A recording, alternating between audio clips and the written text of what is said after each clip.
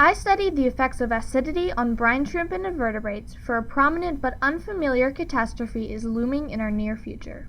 Since the beginning of the Industrial Revolution, humans have emitted approximately 365 billion tons of carbon dioxide into the atmosphere. When the CO2 is absorbed into the oceans, acid is created. This process is a detrimental phenomenon called ocean acidification.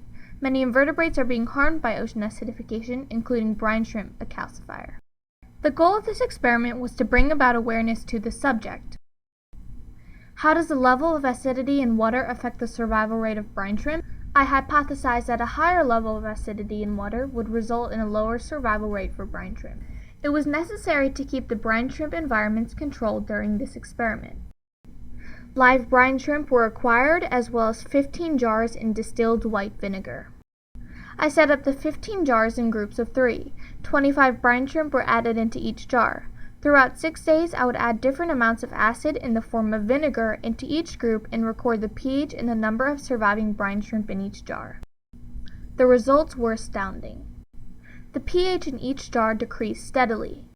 The total percent decrease of pH in each jar exceeded the previous, all the way up to a 7.6% decrease in pH. The groups had a difference of about 1/10 of pH. But the survival rates of the brine shrimp were incredibly astonishing. One jar lost as many as 23 surviving brine shrimp out of 25. A group with only 4 drops of vinegar per day had a survival rate of 54.7%. After 2 to 3 days of experimentation, their survival rates truly began to descend fairly steadily in most groups.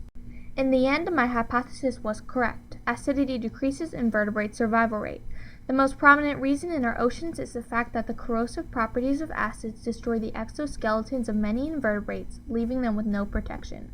All in all, us humans need to know acidity's harm on invertebrates in order to help remedy this impending global disaster.